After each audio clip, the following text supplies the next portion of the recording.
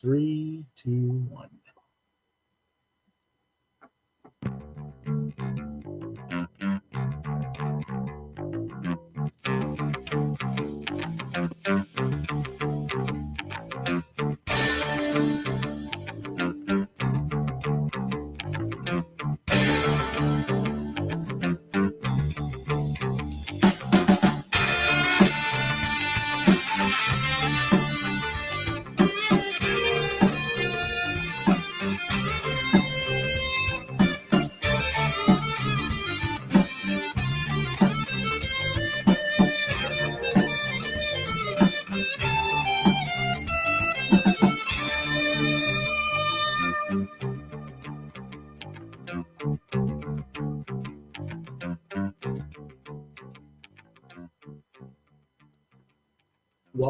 Welcome once again to another edition of Quoth the Raven, Lewis Bright Raven. I'm your host, Lewis Bright Raven. It is Friday, December 27th, 2024. We're closing out the year with a December to remember for DC Comics animation. And joining me this go around is John Norris and Chris Hall. Howdy, howdy. Hello, everyone. And, well, before we get into this stuff, we briefly discussed Christmas a little bit before we got on the air here. Anybody want to share what they got, or you want to wait till next week? I got a knife set because I'm a cook, so I got a really nice knife set. I got a blender. What else did I get? Oh, I got myself a video game. I got the Shadowrun Dragonfall. So that was really cool for the Switch. Mm-hmm. That's right. Been playing the heck out of that. Yeah. Well, John got me this. Thank you, John. You're welcome. We felt that was appropriate. If you had called yourself Lewis Bright Crow, you could have named the podcast "A Crow Left of the Murder." Oh, jeez. And of course, we are now joined by the cat. Midnight. And you can see midnight. You can see he was shaved, right? Yep. Yep. It's like, oh, how humiliating. Well, you only got up here. I don't know why you got to be up here. But, well, I got that mug, and I got some music CDs and a couple of trade paperbacks, comic, trades. Cemetery Kids Must Die being one of, or Cemetery Kids Don't Die, I should say, being one of them. Got some art supplies, some DVDs. Yeah. John, what'd you get? I got a new pair of black dress shoes. I got a pair of black jeans, white mock turtleneck. I got a Furman University alumni sweater because that's where I graduated from. Lewis got me Stitch and Nightmare Before Christmas manga and a Map Maker graphic novel, which I'll look forward to reading. And I got some money because I'll be going to Disney World later in January, which, I'm not excited about that at all. But really mostly it was just spending time with mom and stepdad. Mm-hmm. Okay. Well, let's go ahead and get right into things. And we're going to start with Batman versus Robin in 2015. The director is Jay Oliva, or Olivia. I'm not sure if I got that right. But the screenplay is J.M. DeMatteis, based on the Batman Court of Owls Story by Scott Snyder, Greg Capullo, and Jonathan Glapian. Producers James Tucker. Starring Stuart Allen, Jason O'Mara, Jeremy Sisto, David McCallum, Sean Mayer, and Gray Griffin. Editor is Al Brittenbach. Music by Frederick Weidman. Production companies Warner Brothers Animation, DC Entertainment, and the Anter Studio. Distributed by Warner Home Video. Released on April 14th, 2015, with a running time of 80 minutes or an hour and 20 minutes. Take your pick of what you prefer. I have to. There we go. What it's about. In the past, a young Bruce Wayne learns of a secret shadowy organization called the Court of Owls from his father, Thomas. After witnessing the death of his parents, Bruce suspects that the court was behind the murder but finds no evidence, which leads him to believe that the court was in fact just a story made up by his dad. In the present day, however, Bruce's son Damian goes out as Robin to rescue missing children abducted by Anton Schott, aka the doll maker, who's been brainwashing them into his dolls. While Batman frees the children, an angry Damian confronts Anton on his own. A mysterious figure in an owl costume appears and advises him to kill Anton, tearing Anton's heart out themselves when Damian refuses to do so and leaves a feather behind. Batman comes across Anton's corpse and suspects Damian of killing Schott due to Damian's past violent actions as when he was trained by his grandfather, Ra's al Ghul, and the mysterious figure was only seen by Damian. Bruce thinks that Damian is dangerous, prompting him to place security measures around Wayne Manor to prevent him from going out as Robin without his permission. The following night, Bruce goes out as Batman to track down the source of the feather, leading him to a museum where he finds it came from a large preserved owl. Bruce is ambushed by a group of owl-costumed assassins who wound him. Bruce is then rescued by Grayson as Nightwing. Later, while driving to meet his girlfriend Samantha Vanover, a group of thugs in an owl mess drive Bruce off the road and take him to their headquarters, and where he meets the leader, the Grandmaster of the Court of Owls. The Grandmaster offers Bruce the chance to join them, but he kindly declines after leaving a tracking device in their hideout. Unaware that he is Batman, the court lets him leave safely. Meanwhile, Damian escapes Wayne Manor, and while out, he meets the same assassin who killed Anton, who introduces himself as Talon. Talon takes Damian under his wing and trains him to become a court assassin. Bruce later infiltrates the court headquarters, but is dosed by hallucinogenic gas, causing him to see a future where Damian becomes a murderous vigilante. Batman gets rescued by Nightwing and offered Pennyworth. But when Damian is revealed to be Bruce's son, the Grandmaster rejects him under the decision to emotionally cripple Bruce with Damian's death and prompts Talon to attack the court, killing several of the members of the court in the process before killing the Grandmaster, who was revealed to be Samantha, which was not exactly a revelation. Everybody knew it from the start. Now having control of the court himself, Talon gathers an army of immortal owls, which are like zombified critters, and leads an attack on Wayne Manor. But Batman, Nightwing, and Alfred fend them off by freezing them with giant CO2 container type things, like based off of Mr. Freeze's attack, I guess. Talon then confronts Bruce in a duel and severely wounds Bruce. Damian escapes the court headquarters and defends Bruce from Talon, and telling Talon that he can be a better father than Bruce. In his defeat, Talon takes his own life by forcing Damian to stab him through the neck with his own sai. This greatly traumatizes Damian because even though he has killed before, it's not like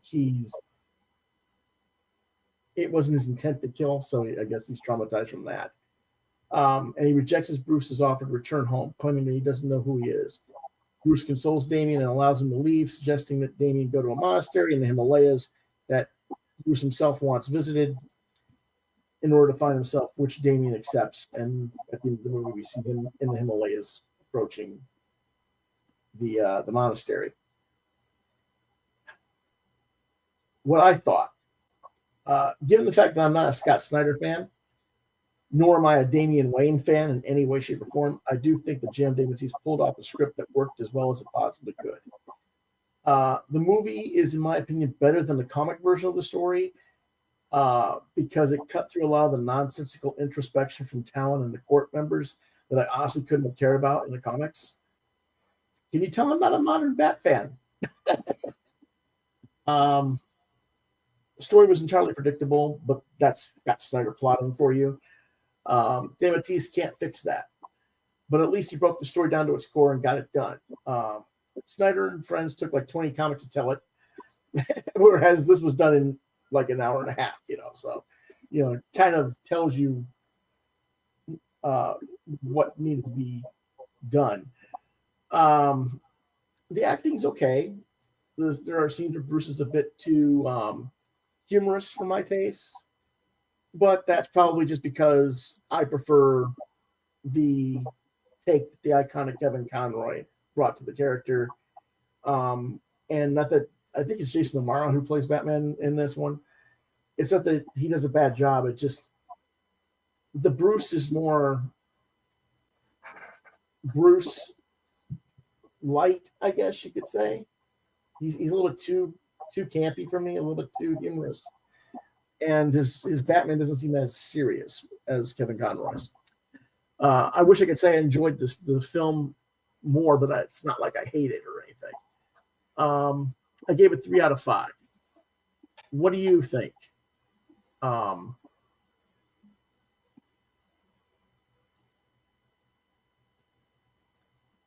Gentlemen? Can you hear me? Yeah. I didn't know how you, I didn't know you got cut out. Yeah, my internet went out for a sec. Okay. I actually enjoyed this movie a lot. I agree with you that anybody but Kevin Conroy as Batman there's just something not right about it. Well, I don't know if it's just. I mean, there's other actors who can do it. Well, take Jensen Ackles, for example. I'm just not a fan of his take on the character. Mm-hmm. Right. Yes, I understand what you're saying. I guess I'm trying to think. I don't. I mean, Adam West did it for so long. Before we got into the Bruce Timm modern Batman era. And Adam West doing Batman in the animation of the 70s and early 80s was reasonable. He wasn't playing Batman as campy Batman from the 60s TV per se. Right. So, it was okay. Whereas, you almost couldn't have the guy who plays Robin in the TV show. I can't think of his name. Oh, the original TV show? Yeah, the 60s TV show. It was Burt Ward. Yeah, Burt Ward. Yep. Yeah. I don't think Burt Ward could have done Robin the way Casey Kasem did in the animation. I agree. Yeah, Casey Kasem did a fantastic job in the animation version of Robin. Like his Scooby-Doo, his Robin and like Scooby-Doo and stuff like that was iconic. So I think John just got knocked out. We've been having a weird night tonight, but hopefully I don't get knocked out. Yeah. What about the story though? I wasn't familiar with the comic version of it, so I actually enjoyed the story very much. I found the characterization of Damian a little off. Like you said, like his being shocked at killing someone. That's just not Damian's character. He's a little psychopath. So yeah. But I love the Court of Owls stuff.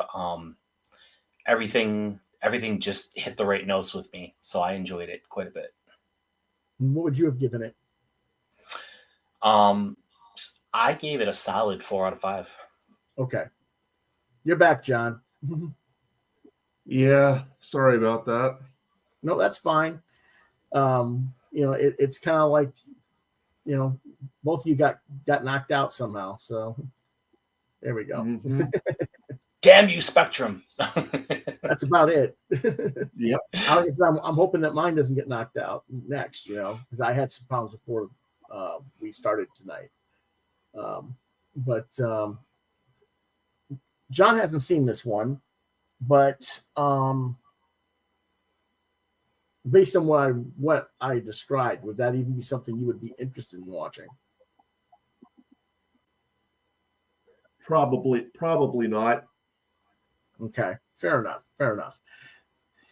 Okay, let's go ahead and move on to the next one. Is that because you don't like the darker stuff, John, or you're just not a fan of the character and the story? Well, honestly, I just think I've had my fill of comic books movies in general. Like aside from the Venom trilogy, I haven't watched a single comic book movie or TV show. It's like, and I just really don't feel the desire to. Oh, Like so you're sorry. So you're suffering from the comic book movie fatigue. Yes, I guess you would say that. Yeah, that's fair. Fair enough. Okay, our next one is Green Lantern, the animated series part 2, Manhunter Menace. Directors are Rick Morales and Sam Liu. Writers are Tom Shepard, Jeremy Adams, Ernie Altbacher, Mark Hoffmeyer, Michael F. Ryan, Charlotte Fullerton and Kevin Rubio, Jennifer Keane, and Jim Craig, based on the Green Lantern series created by John Broome and Gil Kane, developed by Bruce Timm, Giancarlo Volpe, and Jim Craig. Executive producers Bruce Timm and Sam Register. Producers Giancarlo Volpe and Jim Craig. Starring Joss Keaton, no relation to Michael.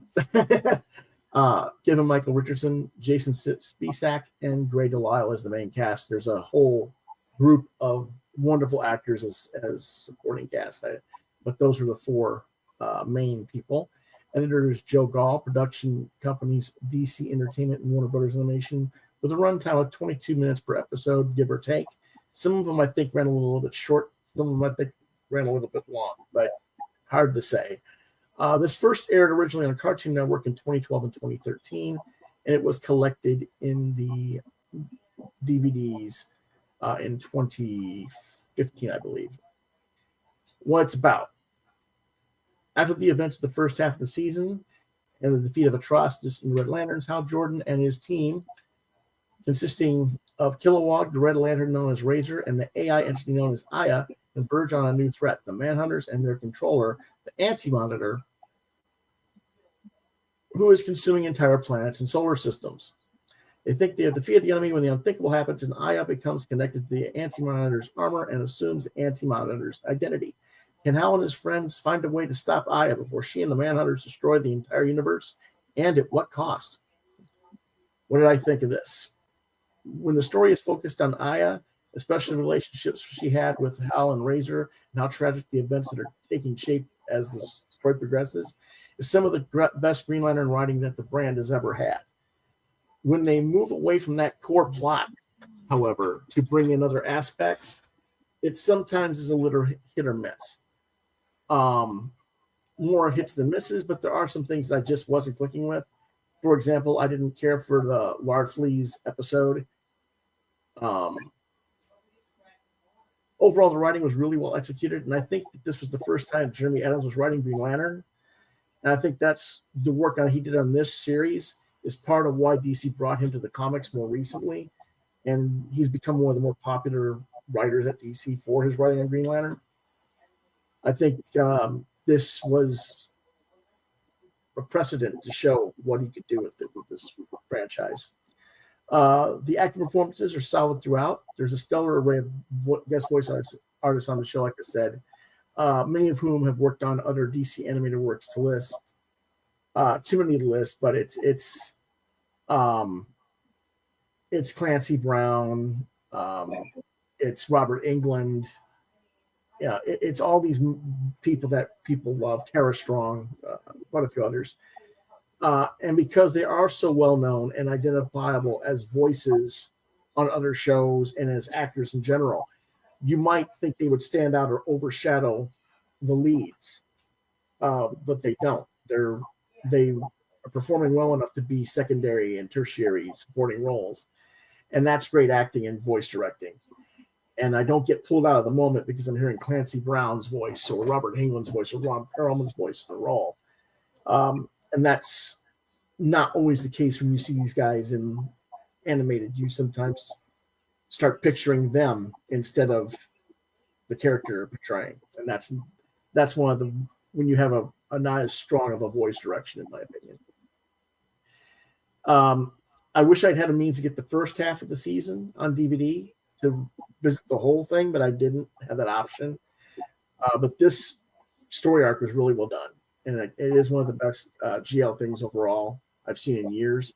And it's sad that this series was canceled because the toys didn't generate enough marketing interest, and the live action with Ryan Reynolds that bombed at the box office killed any and all interest in the IP brand, and the series was canceled after only one season.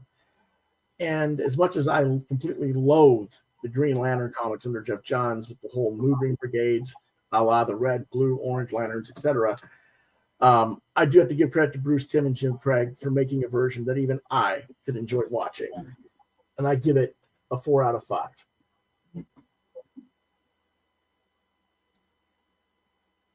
What do you think, Chris? This series was just top notch. 5 out of 5 for me. I think the characterizations were spot on.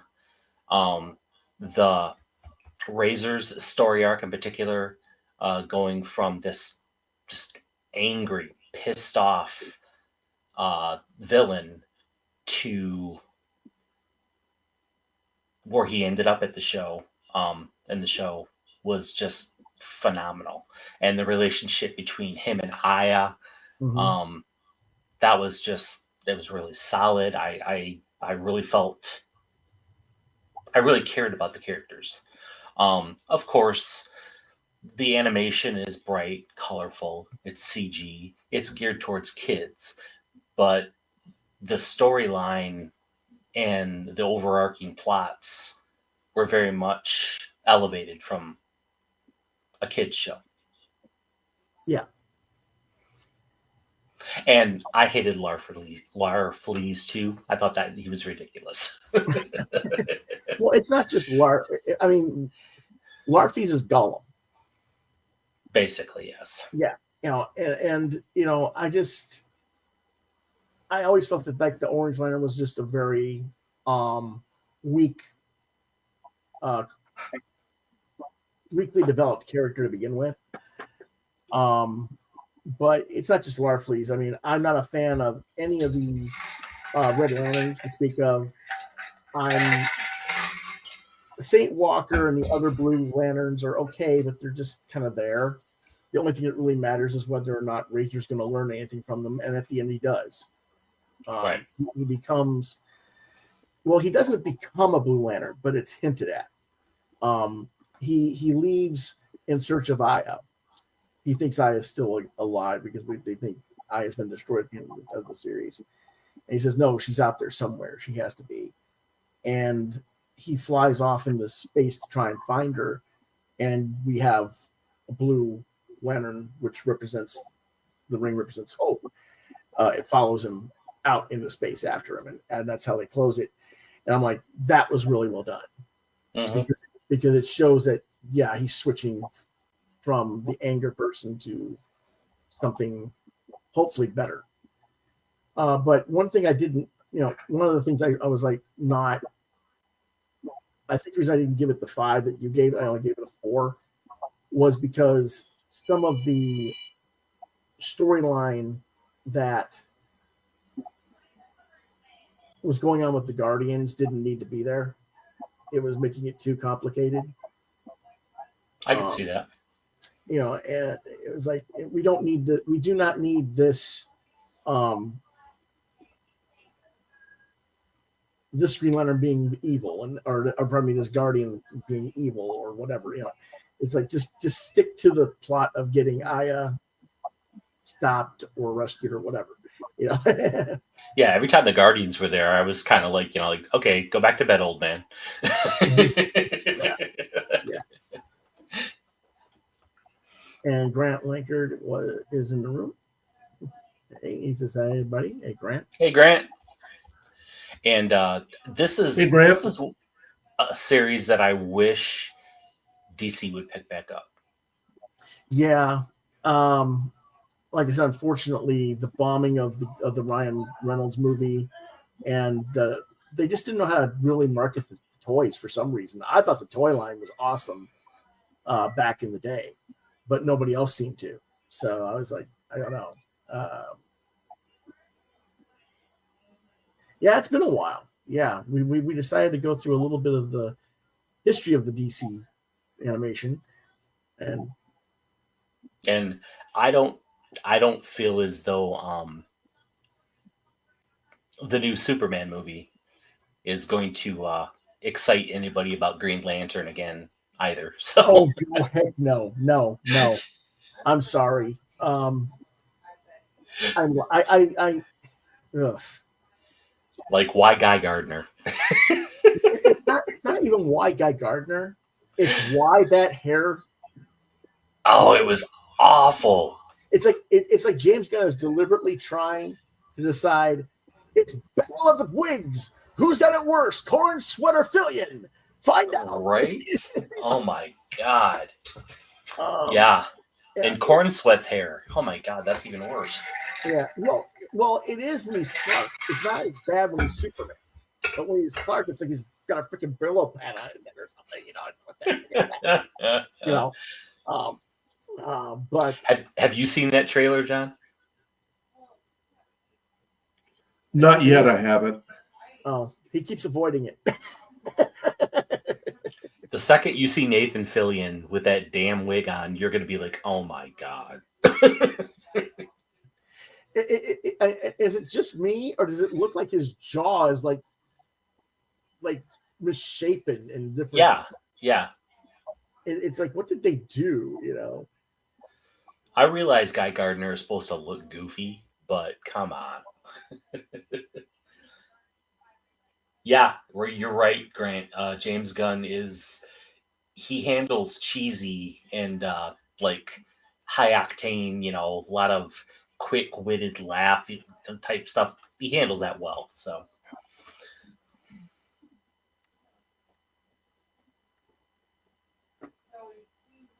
we're back. We just had a quick blurb on my end. The internet cut out for a second. Sorry about that, folks. You were saying, Chris?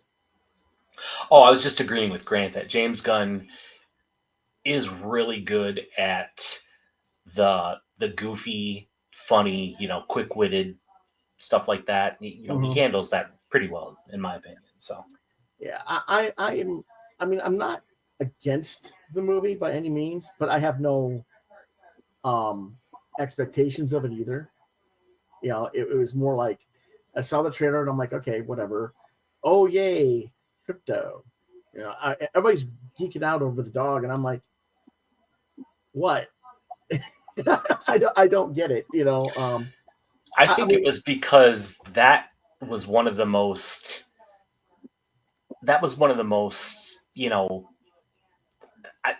iconic Superman moments in the trailer. Mm-hmm. And it harkened back to an older version of Superman. It was far away from the dark and gritty, Well, yeah, version. I understand what you're saying there. I guess because I was never a fan of the Super Pets myself. Oh, me neither. But I think that's part of it. I just don't care. And it's like he cast his own dog breed as the dog. I heard he actually cast his own dog and just CGI over it to make them all white. So I'm like, yeah, I don't think so. Yeah, it's like that's not even the breed the dog's supposed to be, in my opinion. But yeah. Well, you know his wife's going to be in there too, so Yeah. somewhere. Yeah. Well, yeah. Well, his wife is already in this Peacemaker and Suicide Squad and everything. So right. Yeah. So anyway, but whatever. Yeah. Well, his wife would make a good Miss Trenchmocker. Yeah. Alrighty. Let's go ahead and move on to the next one. This is one that John's actually seen. So let's let John. Yes, I literally just finished watching it before I came on. Well, here you go. It's on there. So, Justice League versus Teen Titans, director Jay Oliva, screenplay J.M. DeMatteis. What this is messed up. Okay, it's got the wrong information on it. Hold on a second. I was wondering.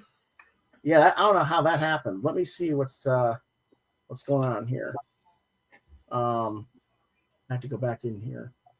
I hate to have to go back and fix it. We may have to. All right. Let me go look it up real quick since I don't have it right. I don't know how that got screwed up. Let's see. That would be right. It's a 2016 movie, and all right. I don't know how this got screwed up, but I'm gonna go ahead and put some of this over in the message board here for you.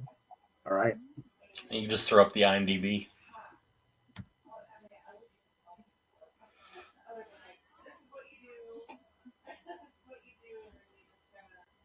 Can you read it, or do you want me to read it?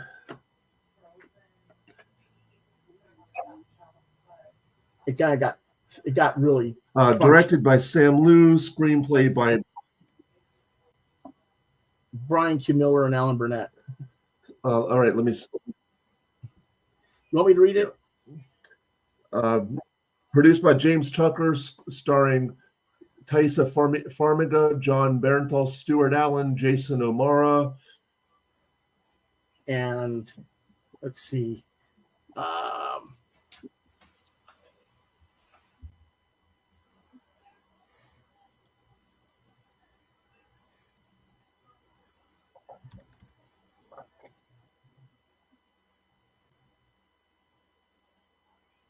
Sorry about the edited by Christopher D. Lazinski, music by Frederick Wiedemann.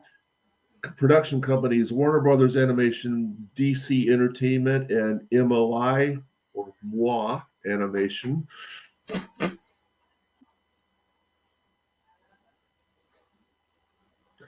And distributed by Warner Home Video. And it was released on March 29th, 2016, and has a 79-minute running time. So let's go ahead. They all seem to have a 79 or 80-minute running time. Yeah, that is pretty common. All right. Now this I know is correct. So here we go. Back to this. Much better. Years ago, the demon Trigon conceives his daughter Raven with the human Arella.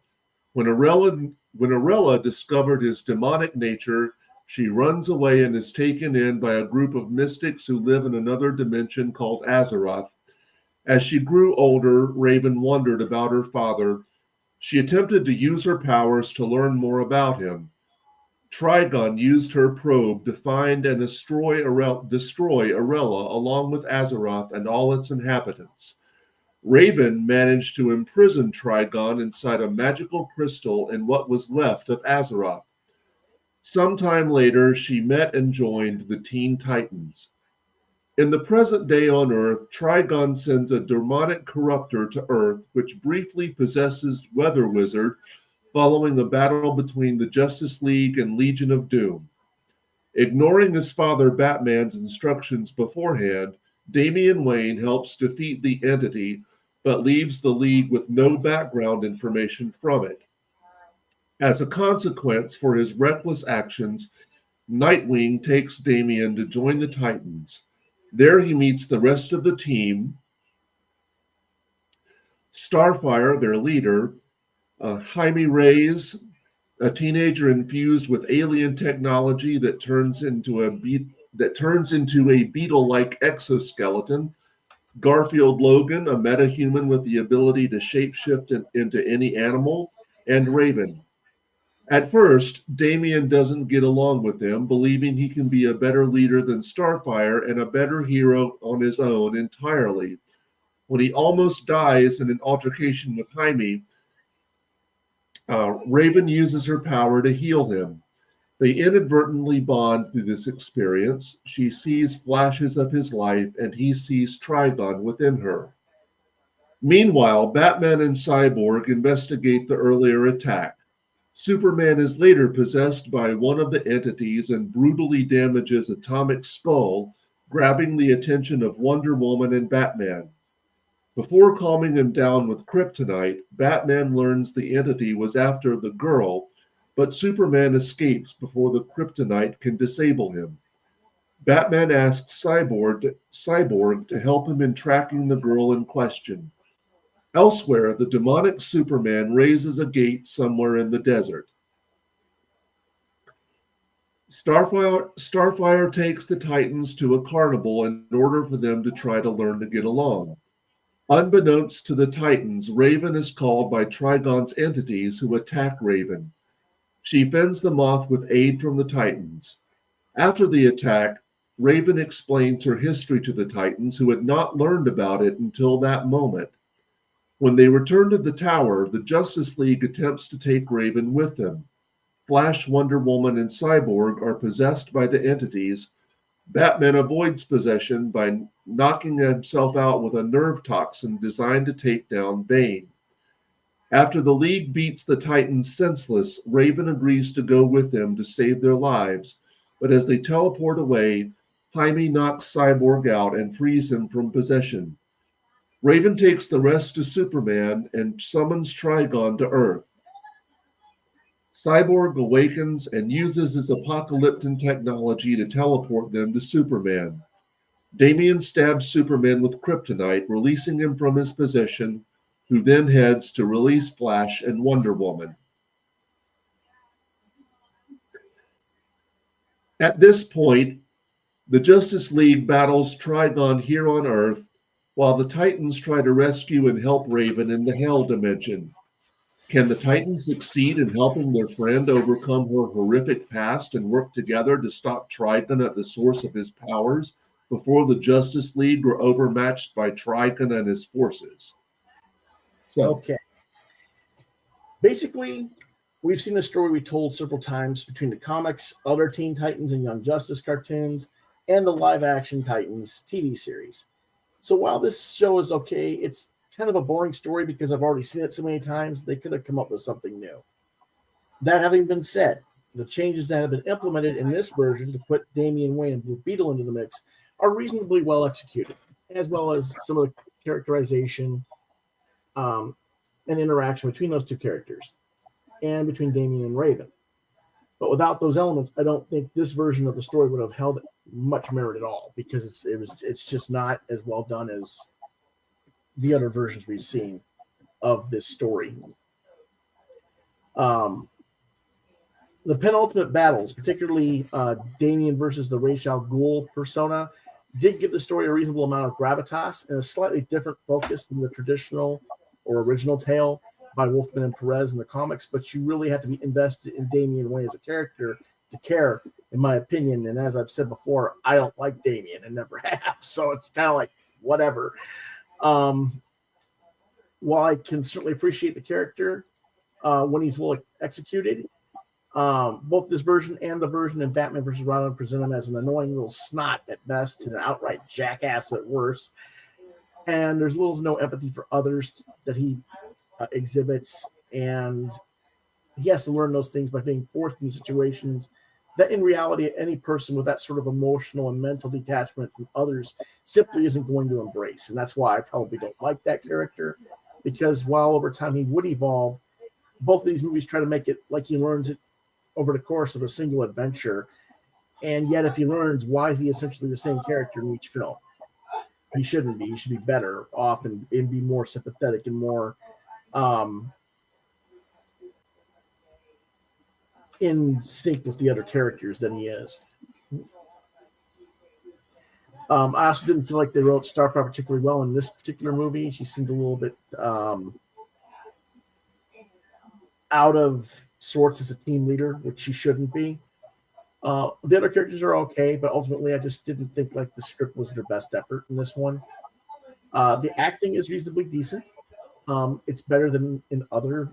It's better in other DC animated films, but this was a fairly large cast that you're constantly juggling between 11 to 13 different cast members, trying to give breathing room for characterization for everybody. And yet the Justice League are more or less background players in this, so they're not as solidly written. So there's not as much for that side of the cast to do. And it kind of, there's just little things that make it a little bit a weaker film as a result. It's a fair middling film. Could have been much better. I gave this 3 out of 5. We'll wait and see what the next one, the Judas contract, looks like. What do you guys think? John? I gave it, I would give it a 3 as well. And, you know, maybe it's because of my Christian upbringing, but, you know, any story that has hell and demonic possession is like just not really much of a fan of. But I did like, I think it was at its best when it focused on the Teen Titans. So I did like some of their interactions, like, you know, the fight that that Robin and Blue Beetle get into. I think probably my favorite scene in this movie was the dance off between Garfield, Logan, and Robin. That was fun. And Yes. Okay. I agree that especially at the beginning of the movie, Robin was an absolute prick. But I actually did come. If not like him, I at least came to tolerate him by the movie's end. That's a fair assessment. So, yeah. Toleration. It's just that, okay, he gets from point A to point B. Where is the next step for him? You know? And I don't know if they didn't do that. they kind of like just stagnated him a little bit. Chris, your thoughts? Well, the next step for him actually comes in the DC, the Justice League Dark number 2. Okay. He saves Raven's life, and he's an older character, not like super old, but okay. And so his story arc, comes to fruition there. So okay, it does come to fruition, just that they take their sweet time getting there. Yeah, you have to watch Justice League Dark Part 2. Okay. But as far as this movie goes, I enjoyed it thoroughly. Again, like you said, Damien's a little prick. He's a little psychopath, but you're not supposed to like him. That's the character. You're supposed to despise him.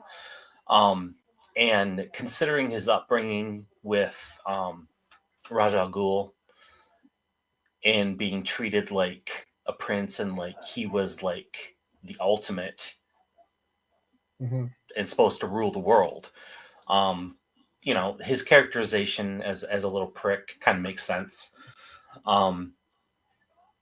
I really did enjoy his relationship with Raven. I thought that was really sweet, and nothing like the love of a good woman to make you stop being a little prick, right? I personally could have done without the dance off. I didn't really care for that.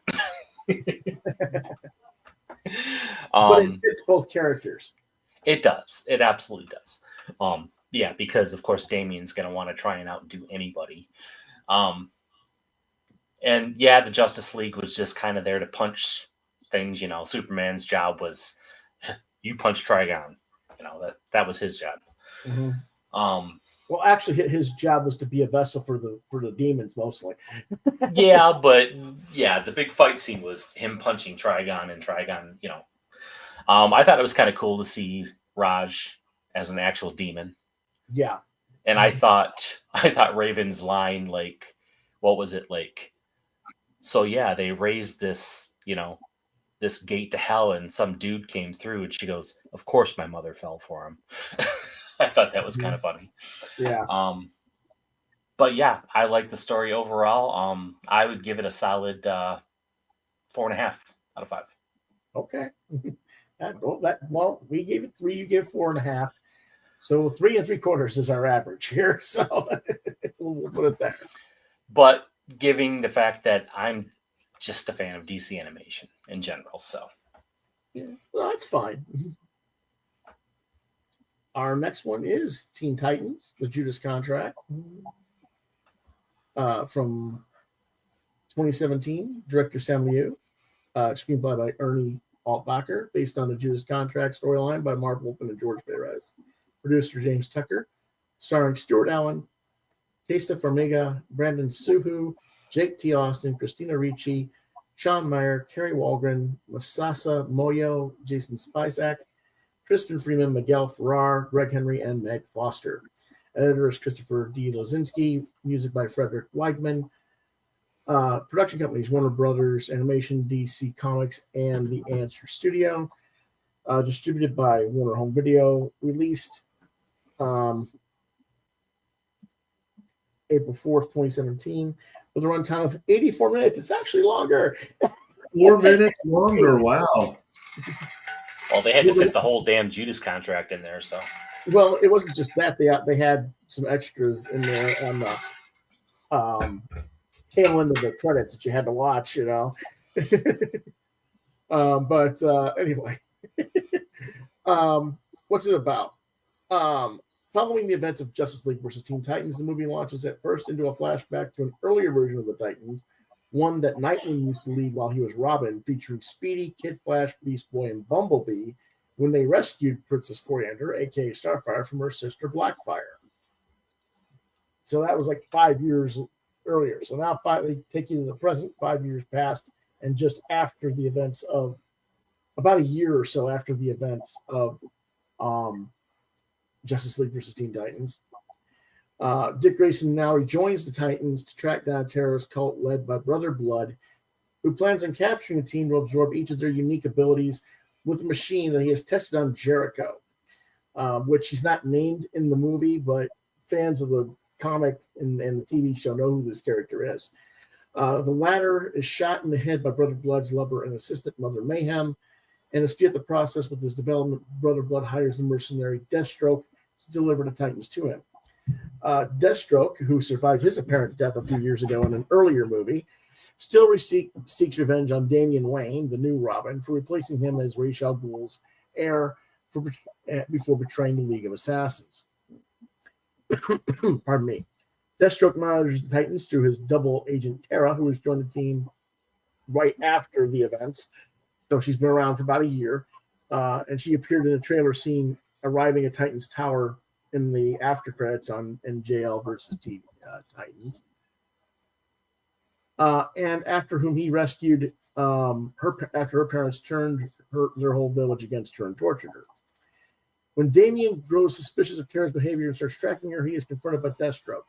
And they have a fight until Tara subdues and captures Damian, thus revealing her affiliation to Deathstroke. Tara initially acts cold and distant towards the other Titans despite their welcoming attitude, but eventually warms up to them. During the night celebrating her 1-year anniversary with the team, she shares a tender moment with Beast Boy and kisses him, and they gradually enter into a relationship, which is kind of awkward because she's kind of still got a thing for Deathstroke, and which is really kind of weird and sick in its own right, and we'll discuss that in a little bit. While attending a convention to do a podcast with filmmaker Kevin Smith, which was completely unnecessary to this film, he says, Beast Boy is captured by Deathstroke. Blue Beetle is snatched from the soup kitchen where he's working as a volunteer, and Starfire is kidnapped at the apartment where she just moved in and is sharing with Nightwing. Meanwhile, Terra captures Raven at the Titans headquarters. Nightwing learns about this whole conspiracy and tries to get there, but he's too late, and he has to find a way to get to the Hive and Brother Blood's headquarters to go rescue the team. But before he can do that, Deathstroke ambushes him, and outmatched, he manages to escape by faking his own death. Of course, Terra reveals herself as a double agent to the captured Titans when she and Deathstroke bring them to Brother Blood, who intends to become a godlike figure by using those machines to absorb all their powers. However, since Deathstroke had failed to capture Nightwing, the machine supposedly cannot operate without a sixth Titan, despite the fact that neither Nightwing nor Robin have any superpowers to take, mind you. Think about that for a moment. Not the best plot. In response, he betrays Terra and allows Brother Blood to apprehend her and put her in the machine, thus completing the transaction between them.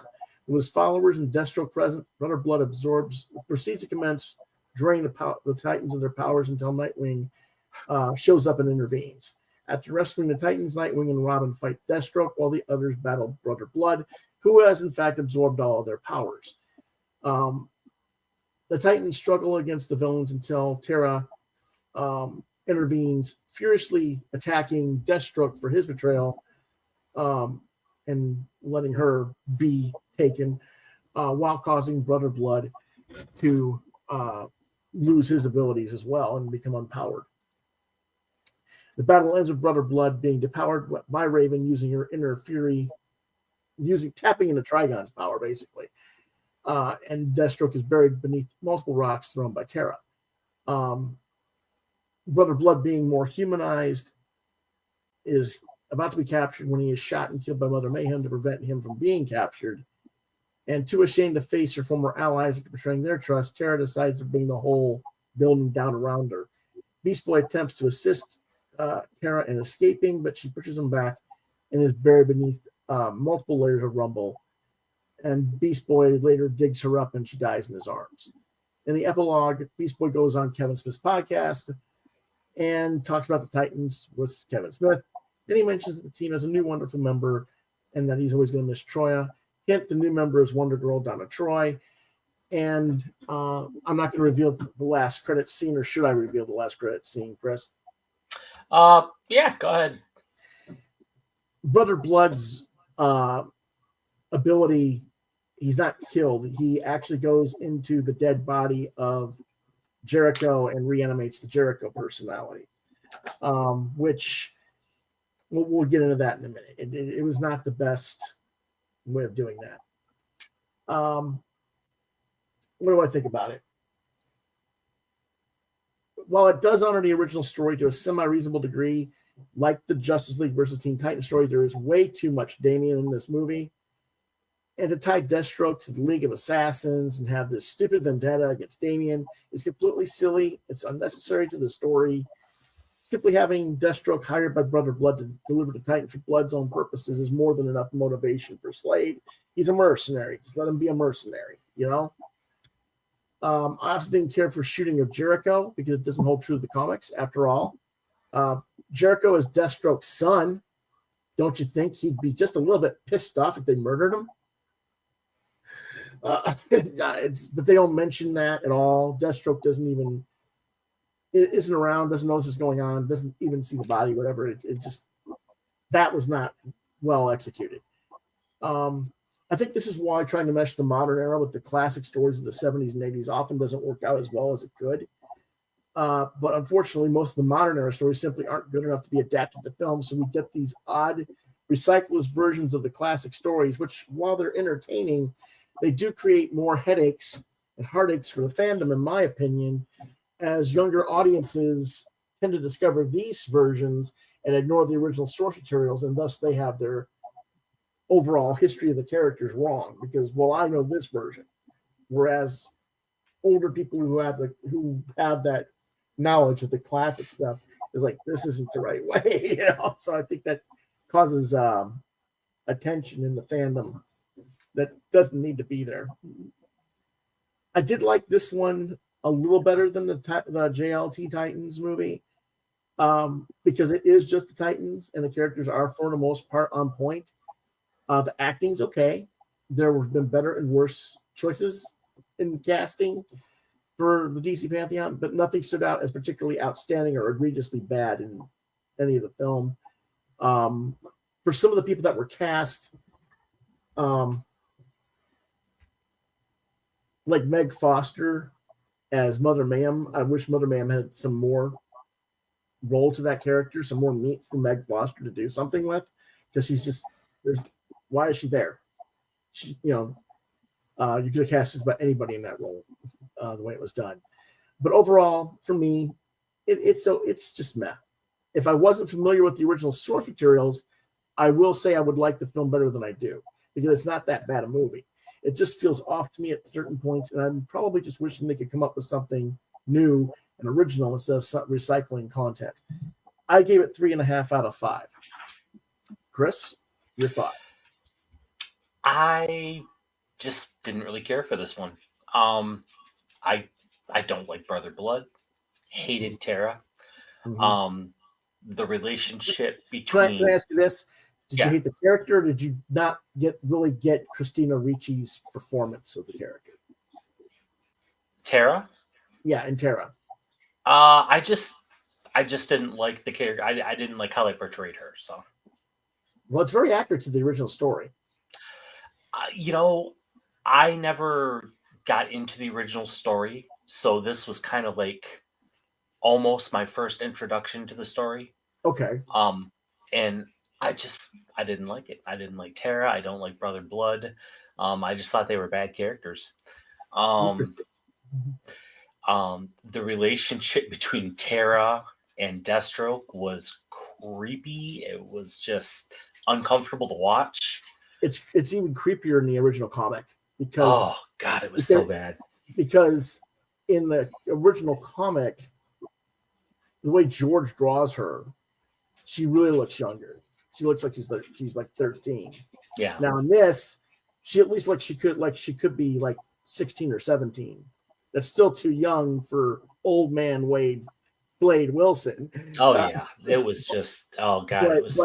But when you see it in the actual original comics, it really stands out. And I mean, I'm assuming that was Perez's intent. Yes, that was Wolfman and Perez's intent originally. Yeah, to really just give you the ick factor. Yeah, you weren't supposed to like Tara in either the comic or the TV show. Yeah, but having Deathstroke as damn near a pedophile is just like, I don't know.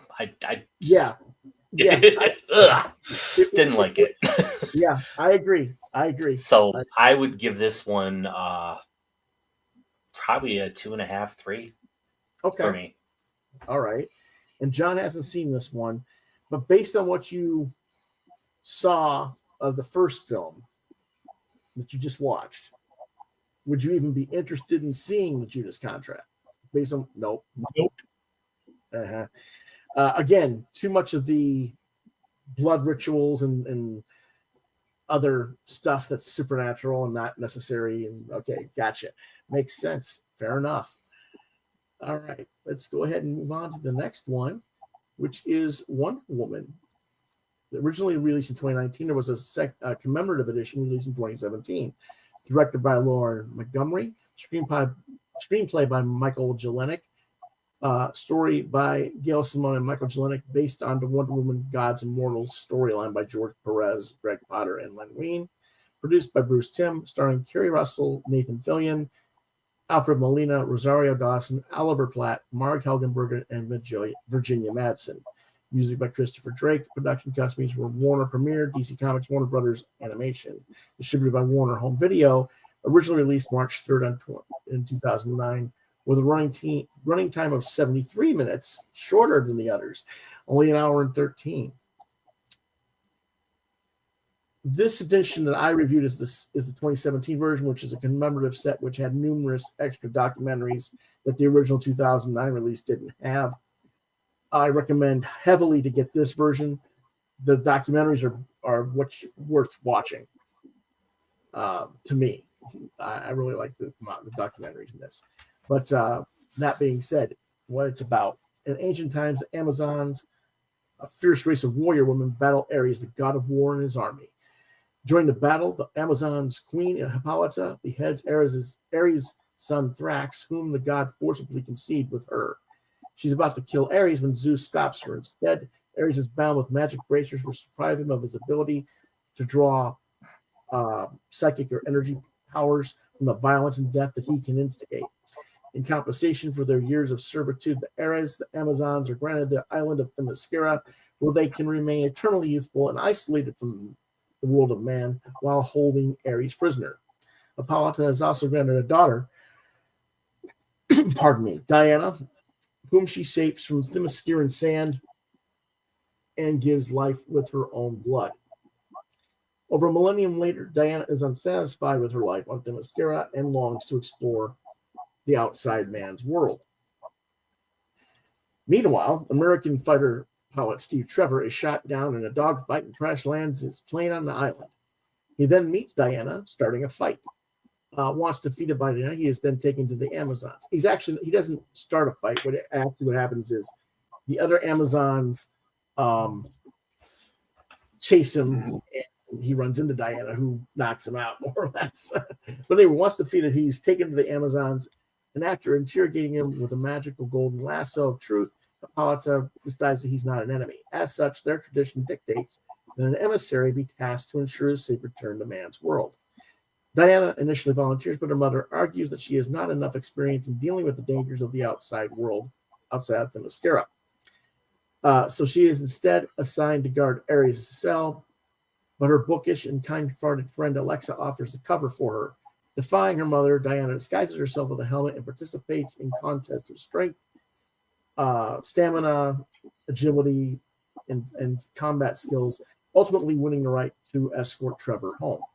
Meanwhile, the Amazon Persephone, who has been seduced by Ares, kills Alexa as she is guarding him and releases Ares. Diana takes Trevor home and is repaired on a now invisible jet to New York City, where he volunteers to help her capture Ares.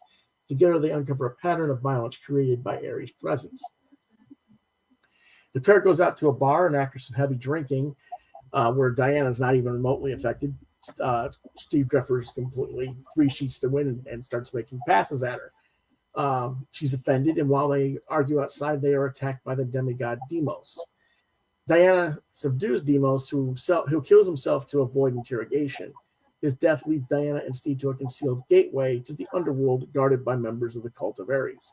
There, Diana attempts to take Ares down, but he summons harpies that attack her, prompting Trevor to save her. Performing a sacrificial ritual, Ares opens the gate to the underworld, where he persuades his uncle Hades to remove his bracers.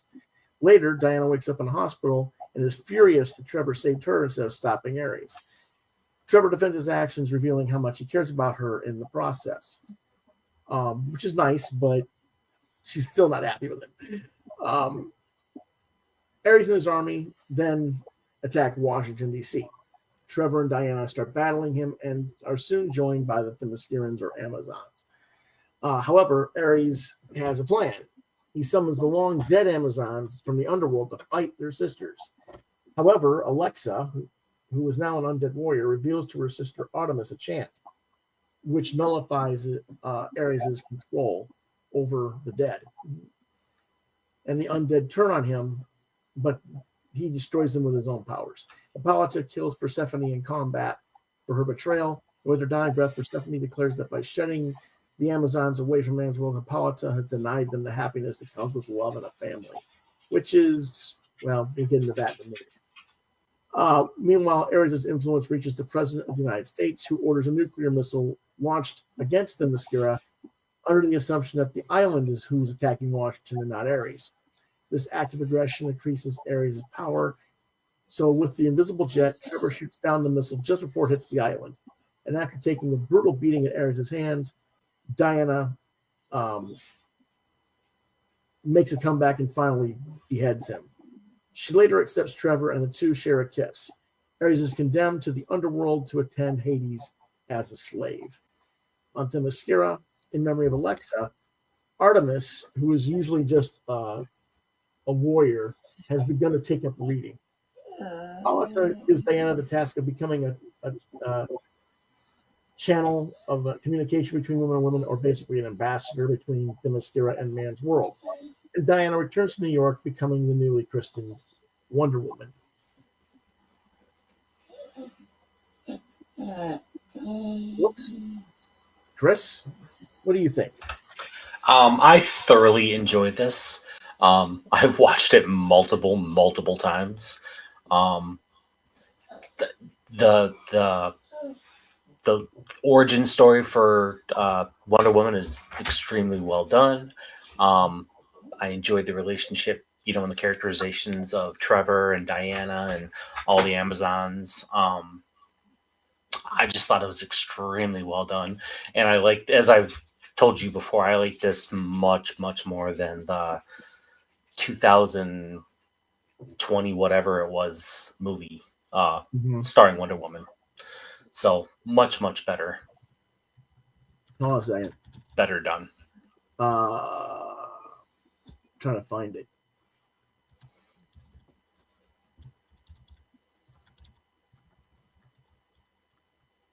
It's not one I'm familiarized as much with. The Bloodline story? Yes. Okay. Yeah. All right.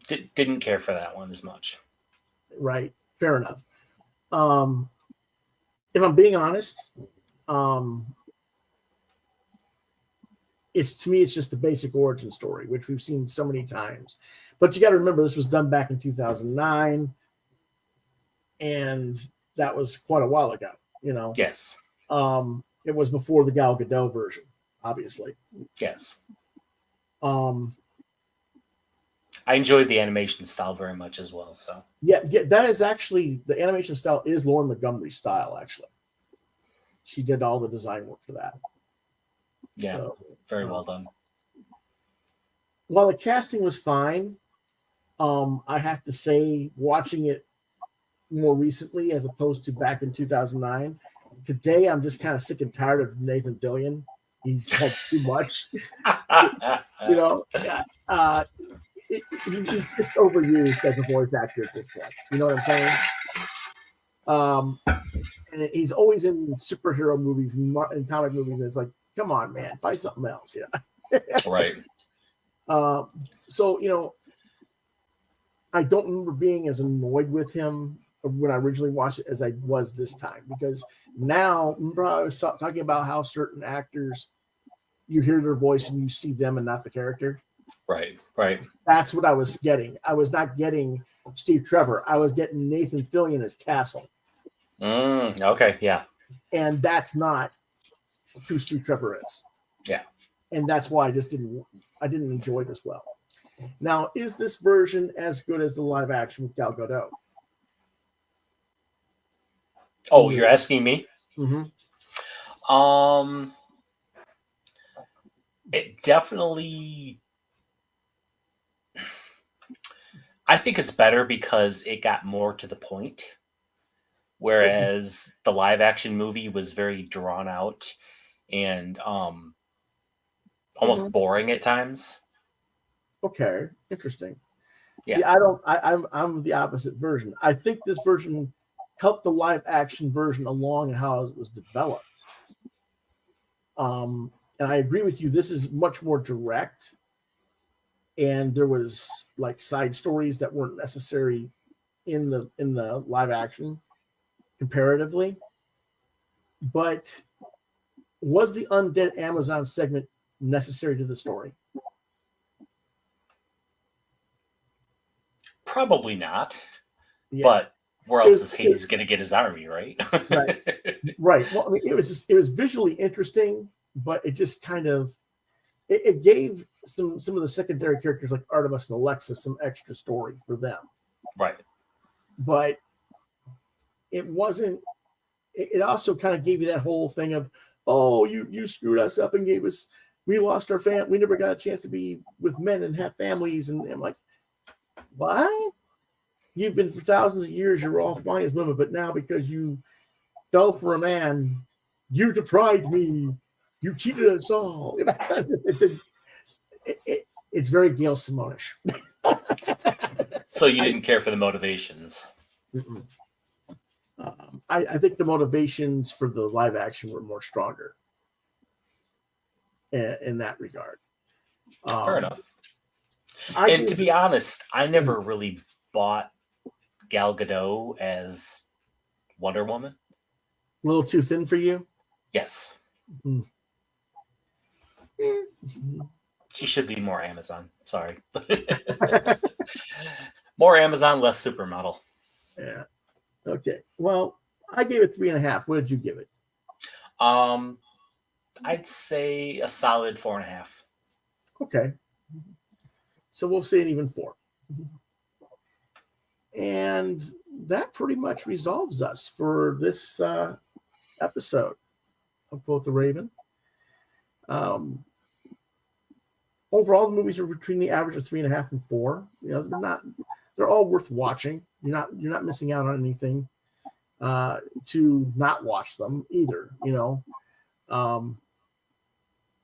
But we want, you know, people have been asking me to cover more DC and Marvel stuff, so we're gonna get, you know, that. And some people are going, well, where's the Marvel? Marvel is next week. Next week we cover Legion, seasons 1 through 3. And that's a lot of stuff there. So that'll be what we're doing on that.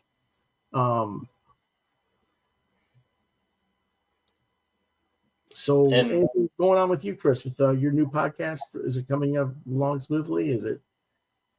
Oh, the one I'm working on? It's coming along slowly.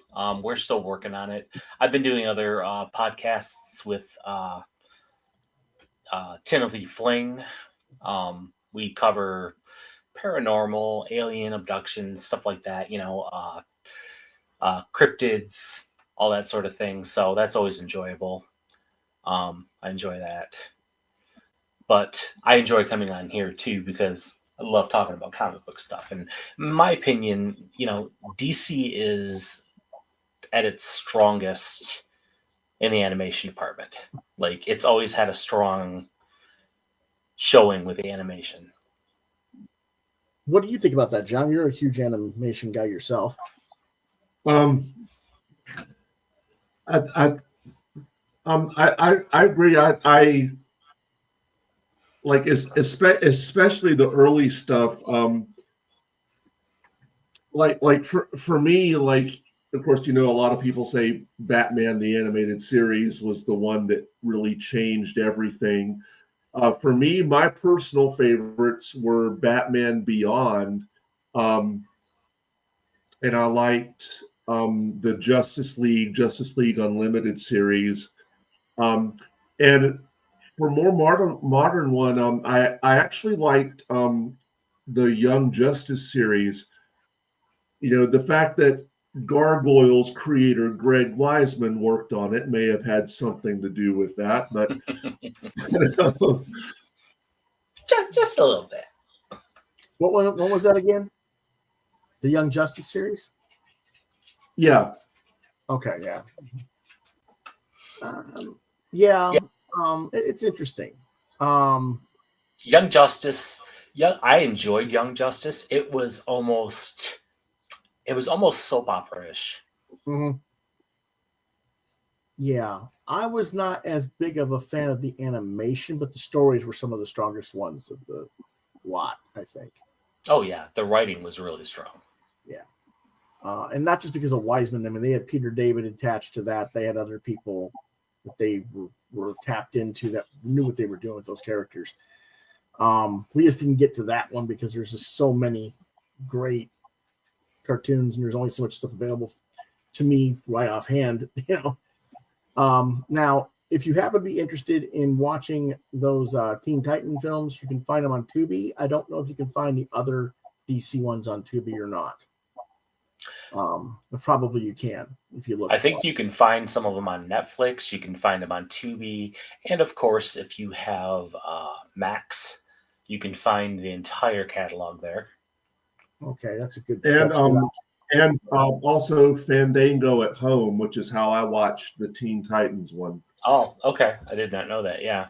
Oh, yeah. I forget about Fandango and Voodoo. They have a lot with commercial interruption, of course. Mm-hmm. But yeah, they have a lot of those available. Yeah. So, alrighty, guys.